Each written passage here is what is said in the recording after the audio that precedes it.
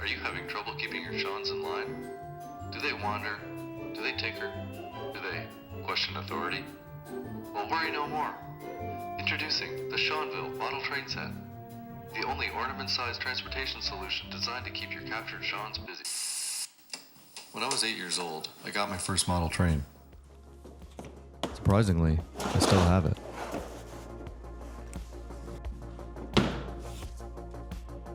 It is, however, missing something. Huh.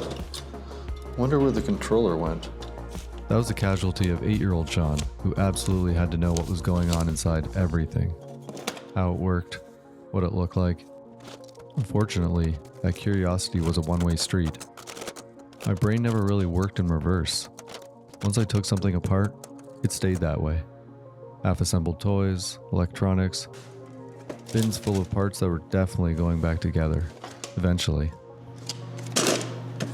I guess some things never change. So I dug this out and put it back together, assembled the track, set up the train, and standing there, looking for inspiration.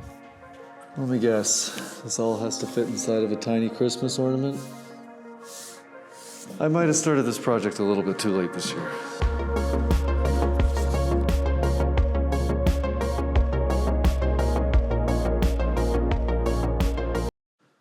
Okay, I've been thinking about this a lot, and as usual, this being a Christmas ornament, I need it to be small, lightweight, can fit on a Christmas tree.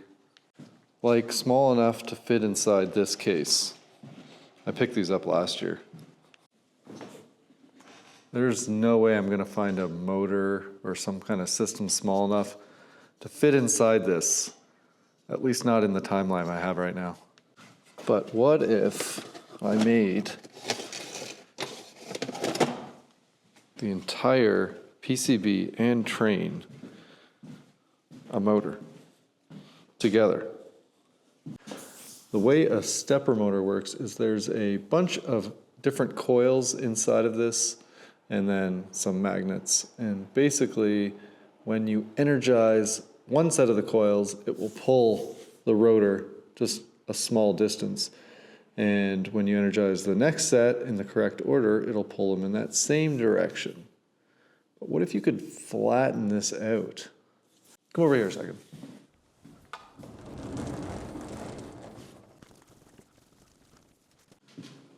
What if instead of having a stepper motor that is individual coils all the way around, which makes the magnet attract to them, you instead take these coils and you stretch and flatten them out. Stop. You don't have enough time to do this. And you have multiple coils It's a waste of time. Stop. You don't know what you're doing. routed right next to each other. So at each crossing, you have a magnetic pole that's going to attract a magnet. And then when you energize, say, the green one, then it will move over. And then you energize the orange one, it'll move over once again. And you keep doing this. So what I imagine is that you can create this using just a 2-layer PCB. And by placing these multiple coils on a flat PCB as they coil around, you are essentially creating a flat stepper motor. That's the theory anyway. And as it turns out, I'm not the first person to think of this, obviously. This is a YouTube channel called Bob Ricius, and he's got a few, they call them ant highways. And it's essentially what I'm talking about. It's traces on the board that create a coil. There are some design files. So I'm basically going to try and recreate that. There's a couple of design files that he has up. So I'm going to try and use those, see if I can get mine working, and add a little extra feature that makes it easy for people to design their own tracks.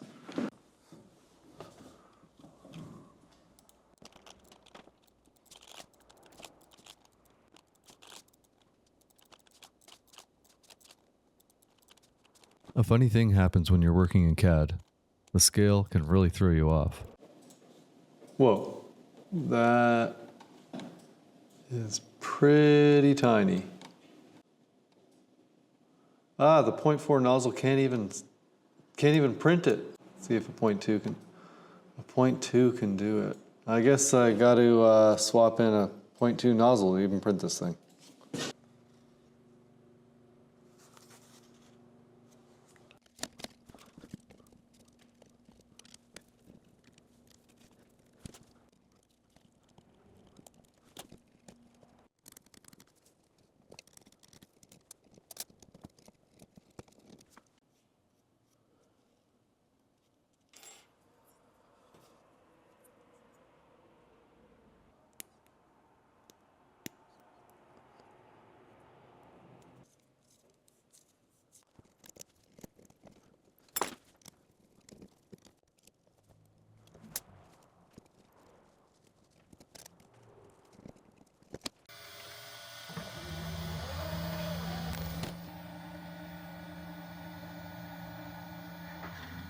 Okay, that's a tiny bit smaller than I was expecting. But the detail's all there. This is awesome. Actually, let's put this under the microscope.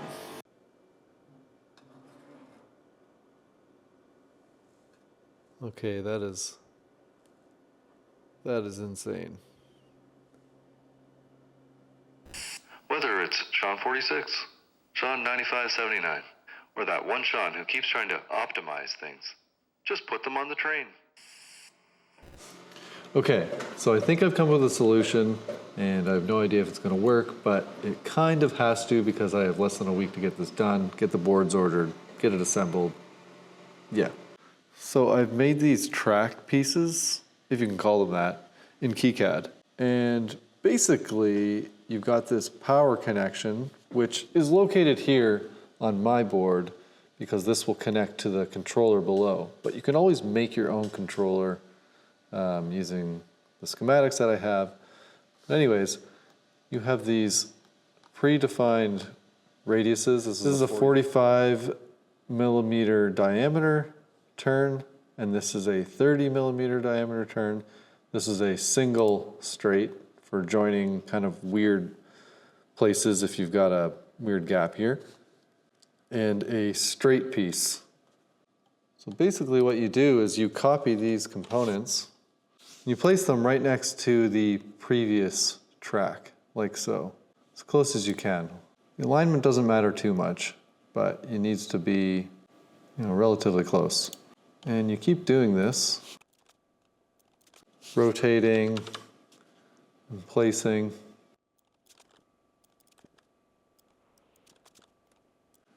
Until you have your track laid out. So this is just a simple oval. And then to complete the circuit, you have to join on the bottom, the blue copper layer, which is the bottom layer.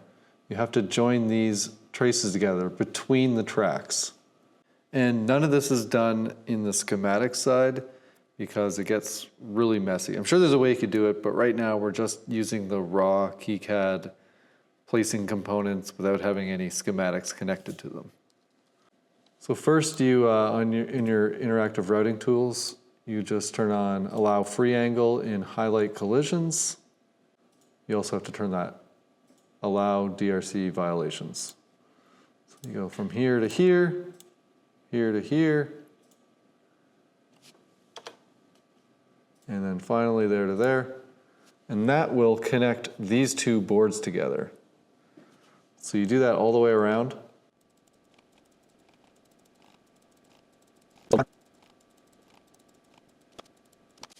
And then you've got a completed trace all the way around. You've got 3 coils inside of your board. So if we bring this up in 3D Viewer, you'll see the track because on the silk layer on the red side, there's a copy of the traces in the silk. Now, since we're skipping the proper way to do it by having it in the schematics, you're actually not able to use the design rule checker tool, the DRC tool, because it's just going to be angry. Basically, everything you're doing right now is wrong to it, and it's just going to throw a ton of errors. So if you use it, it's just going to tell you everything's wrong, and basically you have to do your own due diligence in making sure that you've got all the connections. If you miss one of those lines, that circuit will not be complete, and that'll be an issue. It even has a tiny LED strip to mimic the sun in the sky, just to keep that pesky circadian rhythm in order. Let's take a quick break to say thanks to today's sponsor. PCBWay. They're actually the perfect first sponsor for this channel, because I've been using them long before this video existed. They support creators, and by supporting creators, they support the kind of content and weird projects that let other people build this cool stuff too. Awesome. If you're doing PCBs, they've got a workflow that's basically a click of a button straight out of KiCad, which is incredibly convenient. Upload, order, done. They also do machining and 3D printing. And even though I've got machines for all of that here, what I don't always have is time. Being able to get the parts made quickly and reliably matters. You can even order this exact project directly from my PCBWay profile. Thanks again to PCBWay. Anyway, back to real life Sean. You've now got the boards, and you've got the parts.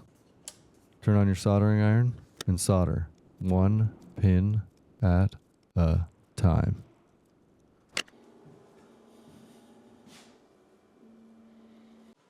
All right, we have a problem. I was definitely way overconfident on this project, and I didn't do enough research, so it's not working. I have been trying out a whole bunch of different designs. So the way the track works is that the magnetic poles, they're like linear this way. So like say that's north and south. So when you put a magnet on it, if they're all the same orientation, they'll slide to one side or the other. And the way you combat that is by actually putting them in a small little square pattern like this, having two go north and two go south. And when you do that, they sort of self-center on the track. So my original design, this super tiny, two magnet design, just slides off in one direction. And if you alternate the magnets in this, then it just spins like it naturally would. So that problem is that they don't really move.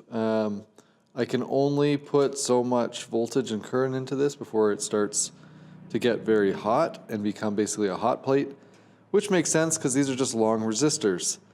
So I'm putting 5 volts into them. After it starts running, they pull about 2.5 amps with them running, alternating. But I'll show you what happens. Here's the original train. Let me just show you what happens to this one. When it goes, you can see it on there. So it just threw itself off, but see how it moves to one side? That's just what happens. It doesn't want to be on the track at all, which makes sense. I tried some other designs, tried some stronger magnets, like these bigger ones, but I think the distance that they are is really important because you have to be an in-between distance on the track so that it wants to move around, kind of like a stepper motor. This is the one I've had the most success with, and even that, it really only moves for a little bit, if at all. I was saying maybe 2% of the time. And once the track heats up, it no longer wants to move. See it moving there? It got stuck a little bit, but things are starting to warm up now because we got 10 watts going through a little tiny trace. And it kind of walks. But that's as good as I've gotten. I tried all day yesterday. I was printing different shapes, trying some clever designs, at least that I thought were clever. And none of it worked. And just to top all that off, I put that LED coil in there so that I could put the wireless LEDs on the top. These LEDs turn on wirelessly. And guess what? The tracks, I guess, acted like a coil naturally because they are. And the system immediately pulled as much current as it possibly could. Something fried, something got really hot. So I don't think that's gonna work either. So it's the 19th. Wait, it's the 20th. I don't wanna release this video after the 25th. I am contemplating just showing the failure, setting up the little diorama thing and doing that. But I can't do that. I have to think of a solution. The problem is it's really hard to get parts. It's a weekend right now. And yeah, so I have to make that train move. It's not going to use that system, but it's going to move. You start with an idea, then you build it. Then reality shows up. Things work, kind of. Other things don't. You add features, you fix bugs, you discover new problems you didn't plan for. This is a dumb idea, isn't it? And slowly, the project gets whittled down, not because the idea was bad, but because the goal is to make something that actually works. Instead of fighting the electronics, I leaned into something mechanical, a magnet moving around the board, the train following along. It's simpler, more reliable, and it turns out just as cool. That's engineering. Not perfect ideas, just good compromises. This is it. If this doesn't work, I'm calling it. The motor, it's working. The magnet is moving. So a couple other cool features.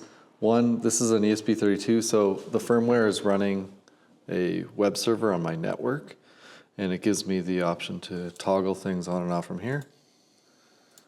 And so this is the train that makes the train move. LEDs, that's the wireless LEDs on board, which I'll show you in a second. And then sky, that's the LED hoop that's over top. So LEDs is this coil in here. It's the Adafruit wireless coil. And that allows you to place LEDs anywhere you want on top, and they will light up when you turn it on. So when I toggle LEDs on off, you can see them turn on and off. And that lets you place them under buildings or even on the train, except the train is too small. This is a slightly larger version of the train I have on there right now. And then the lighting on top, which actually mimics where the sun would be based on the current time on the server. So it'll be orange or yellow during the day, and it will move around this ring as the hours go on. But you can also simulate every 1 second per hour of the sun going around. And then it goes to nighttime after sunset. Then it's like kind of like moonlight, and it goes around as well. Then you get this really cool effect, and we can toggle the train on. And one last thing that's kind of cool, but like I'm not using it in this way, is that these LEDs, since they're wireless, see I can move them wherever I want and they'll light up. I can actually put it on the magnet and it will move around like the train, completely wirelessly. How cool is that? It's one thing to get this working. It's another to make it complete. Sure, it's a small train, but a model train needs more character. Buildings, trees, things I thought would be impossibly small to print. Turns out, that's true only half the time. We like to pretend that everything's okay, like we're not stuck in our own little bubbles. Same routines, same paths, same track, every day.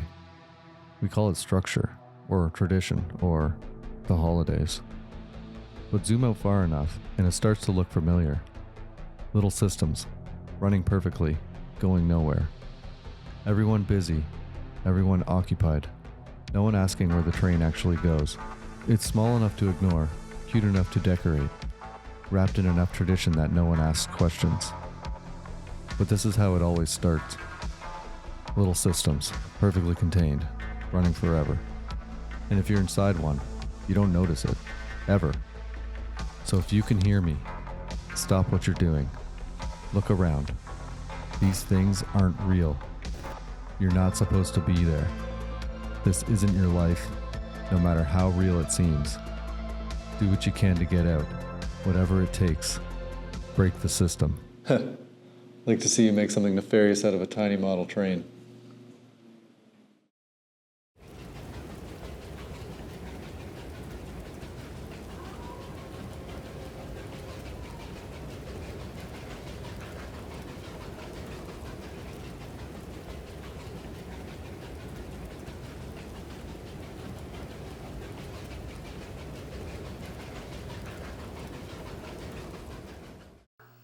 create your very own Seanville model train set, because a busy Sean is a manageable Sean.